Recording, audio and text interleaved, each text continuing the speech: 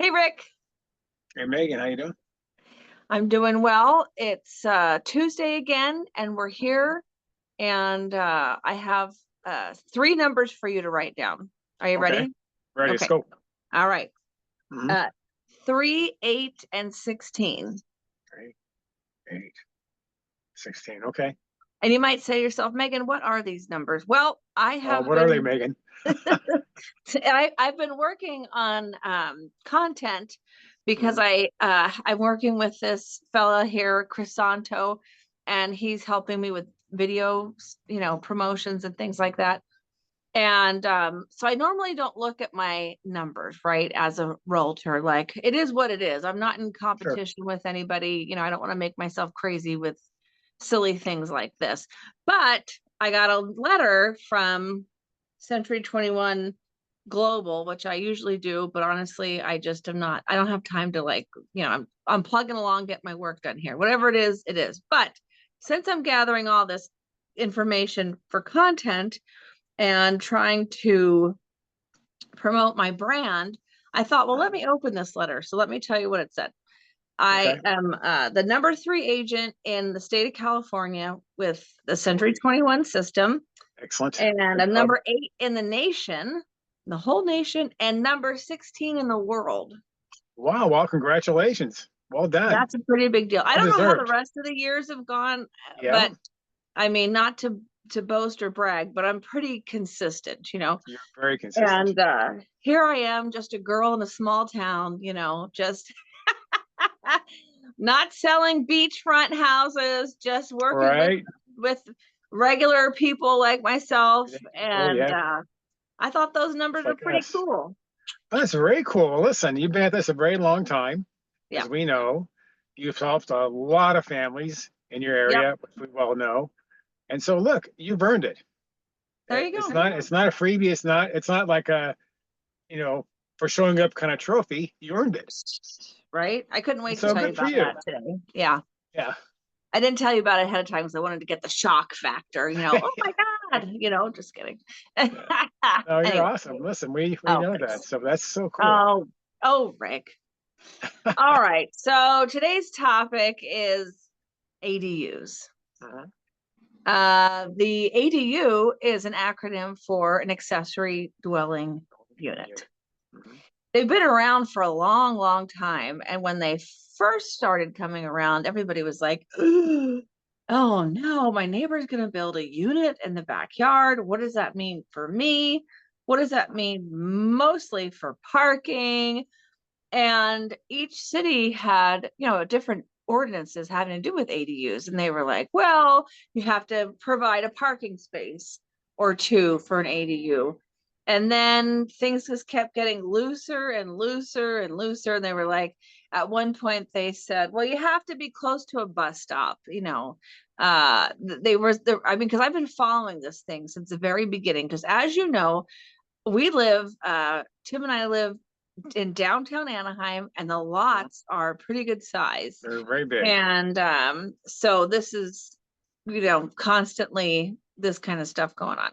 Mhm. So now it's 2025, and California wants you to build ADUs. And they said that you can build, if you have 4 units, for example, you can build 4 detached ADUs on your property. And there's no parking restrictions, and there's really hardly any restrictions at all. Right. And even in fact, the cities are required to have pre-approved ADU plans now. So when you go Wow. up to the planning Okay. desk and they say it's like going to a new home builder, they're going to have a portfolio of things for you to choose from that are already Done for you. approved. Mhm. Yeah. And Good. you can build them up to 18 feet high in the air. Let me see that you don't have to. I made a cheat sheet here. You don't have to live in them anymore. There was at one point a restriction like you have to live in one or the other. None of that. All of that's out the door.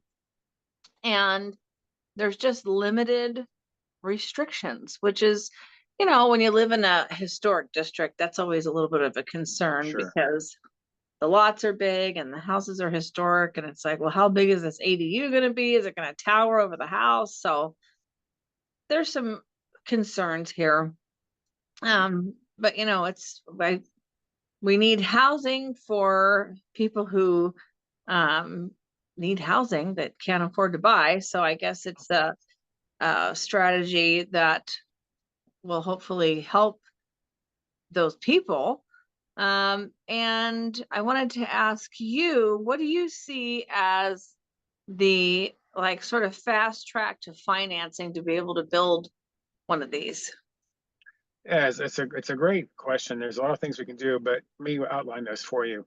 There is no specific or sanctioned program designed just for ADUs.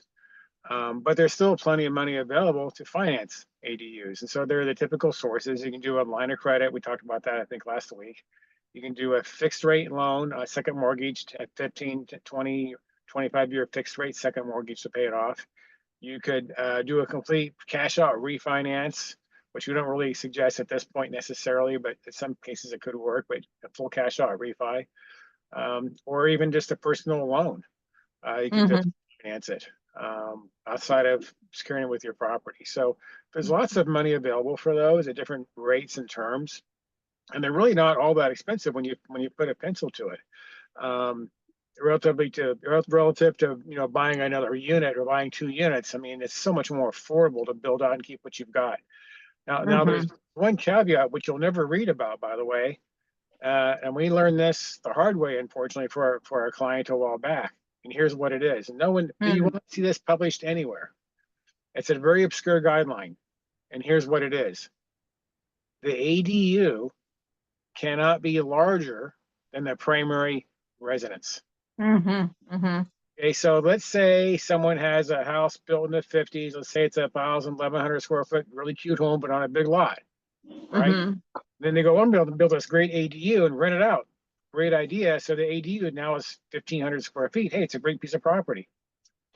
When you do that, or if a homeowner does that, they essentially exclude themselves from getting financing on their primary residence. So in other words, the agencies, Freddie and Fannie, we talk about our friends Freddie and Fannie, they will not lend on a property where this is the key, where the ADU is larger square feet than the primary residence.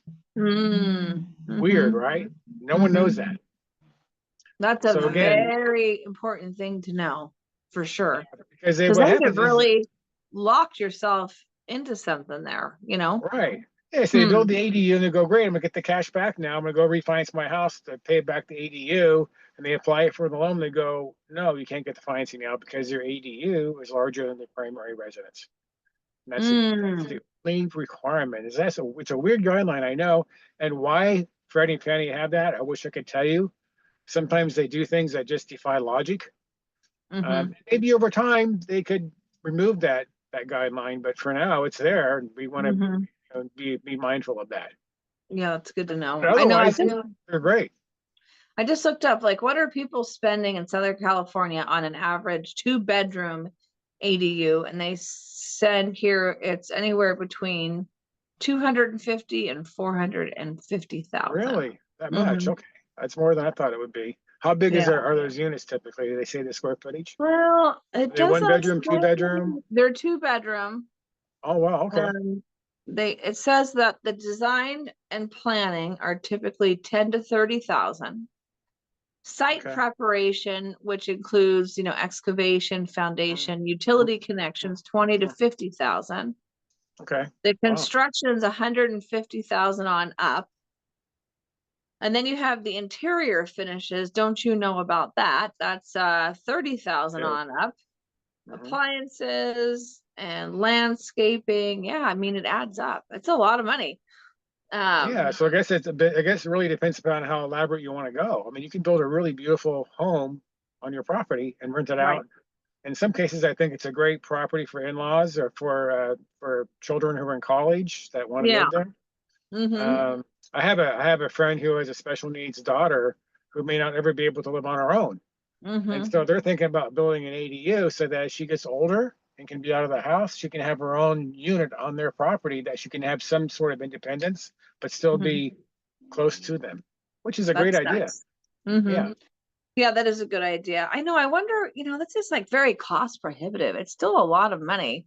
And it's like, why don't cities just let you bring in like a prefabricated home and just put it in the backyard? Like, what is the big deal? They make such really great manufactured homes now with Do.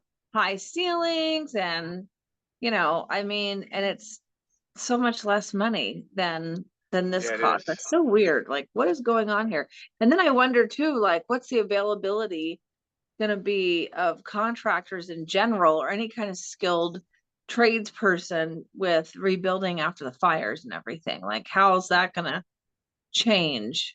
Um, yeah, a lot to think about here.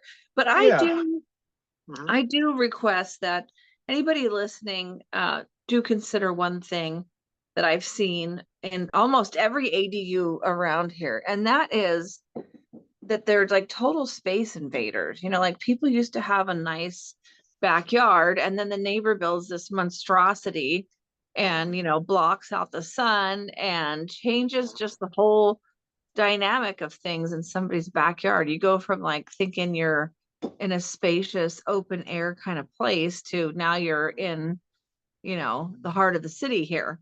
So I don't Yeah, that's know. a great point. I would think there's some areas of law in that because I'm certain there's probably some cases on the books right now where someone, to your point, has a nice big backyard. It's private. They love it. That's why they bought there. Now they've got this ADU overlooking their backyard that they never approved of that. Um, Mm-hmm. so then they could argue, in effect, that's violating their privacy or violating their space, even though it's not on their property. Someone can make a case for that, I suppose. So I would think, as much as anything, Megan, that it would be a very good practice to Mm-hmm. get your neighbor's approval if you're going to build something that's higher than what you have right now, or it's Right. overlooking Or someone's backyard. yeah, we even talked about with historic preservation of adding, if somebody's got like a Mills Act house, of adding some sort of screening to it. Right. But I don't know if any of that's enforceable because according to the Senate bill and this Assembly bill, Mhm. it just said do it. So, oh, it does say you can do a manufactured home. I wonder, Well, accessory structure I efficiency guess you unit. could if the city would approve it. I Yeah. guess it depends on the city codes for something like that. You know? Yeah, exactly. So I Yeah. guess the point is like we're not ADU experts. But if you but if you need to cash out and get some money to build one, then call Rick. And if you want to chat about it, you can call me, but there's just so many changes to these laws that Yeah, it's hard no to keep doubt. up. It's just really important, I think, Megan, that if someone's going to do that, they consult people like you and I, that they can get an idea of what's best practice, what are we seeing Hmm. out there, what's working and what's not working, and Hmm. kind of work around that a little bit, you know? Yeah, it doesn't hurt to ask some questions, right? Sure. Always reach out and ask questions. There's usually people that will help you Mhm. and you can stay out of a sticky situation. No doubt. No All doubt. right, Rick. Well, another great topic this week. If anybody has anything to add to the ADU topic or you want to share with us, just shoot us a message and we will be happy to read and help educate people. Fantastic. Thank you, All Megan. right. Appreciate you. All right. See you next week. See you. Take care.